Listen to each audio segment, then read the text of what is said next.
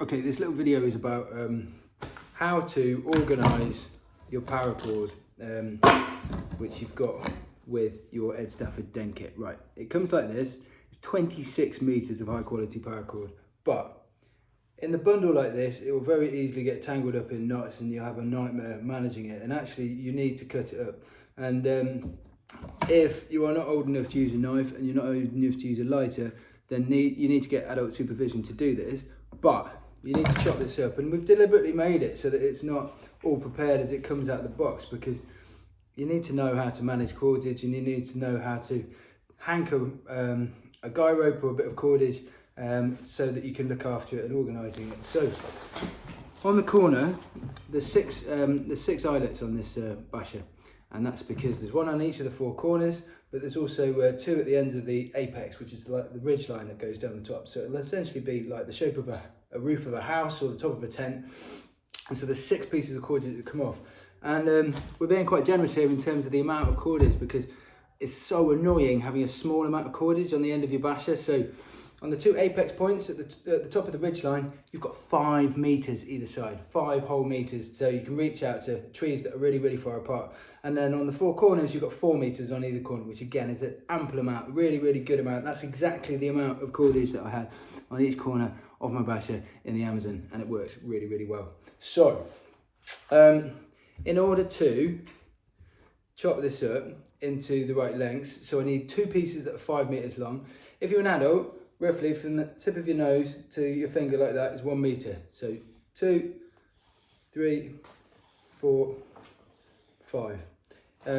If you're not an adult, then it might be a bit less, so you need to account for that.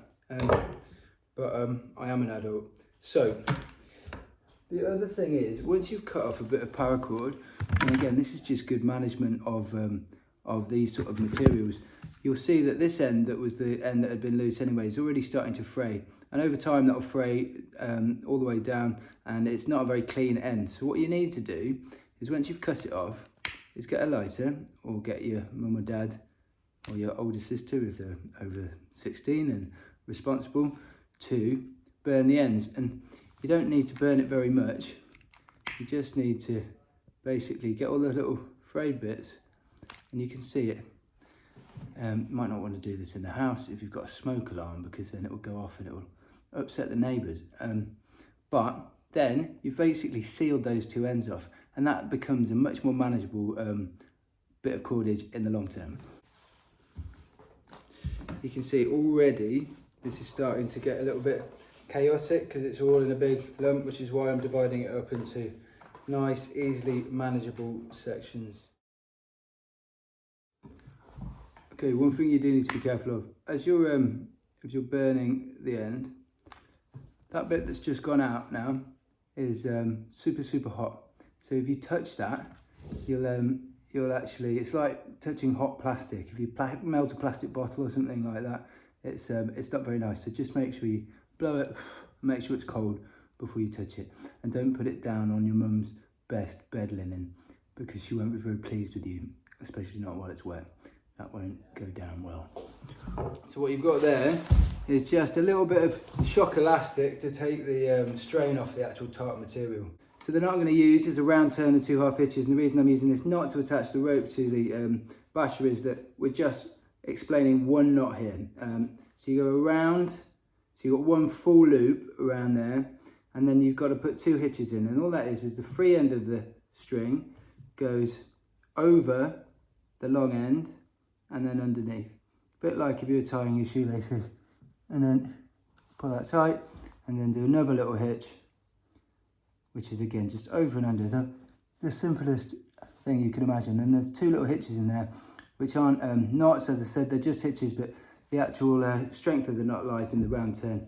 So that will stop the rope coming off the end of the toggle. Obviously, you've now got a long length of cordage on each corner of your BASHA. So what you actually want to do is hank them. And hank is a word that I learnt in the Scouts, I think, but I mean, essentially, all it means is organising the rope so that it doesn't get tangled up. So if you look at my hand, I'm splaying my fingers out there, and I'm just laying the first bit of the cordage over it. And then all I'm doing is going around my fingers. And the reason that they're splayed out like that is so that I can actually get my fingers out at the end of it, so I don't do it all up too tight. Leave yourself about, what's that, about a foot long of foliage. Put your fingers together and obviously they pull out nice and tightly. Then you're taking the free end and you're just wrapping it nice and tightly and putting a really nice neat coil around that. You can feel when you're coming to the end, so put your finger in between the last one. Can you see where my finger is there?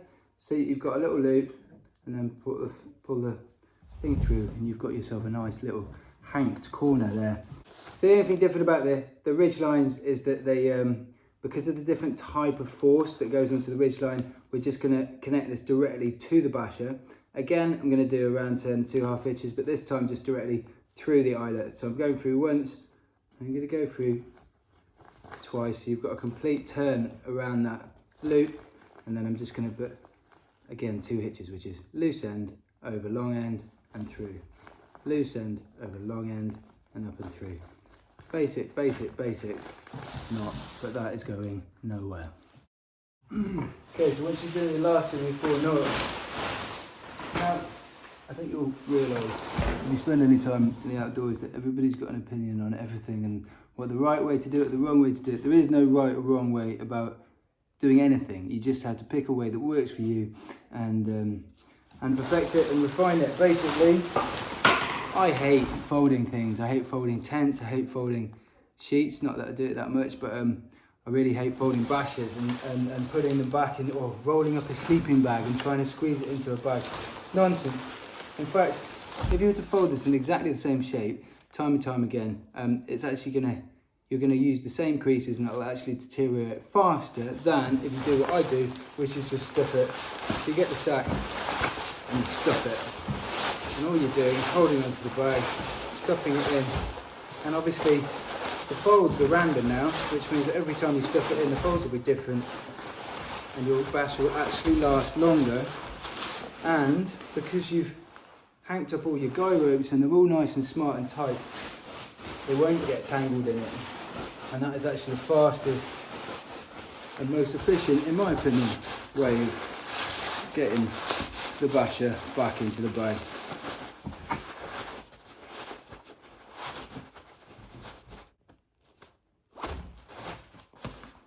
Done. So there you have it. This basher now has 26 meters of paracord and 4 bungees attached to it. They're all hanked up, they're very efficient, they're not going to get tangled up, it's stuffed back in the bag, and this is now ready to go outside and put up.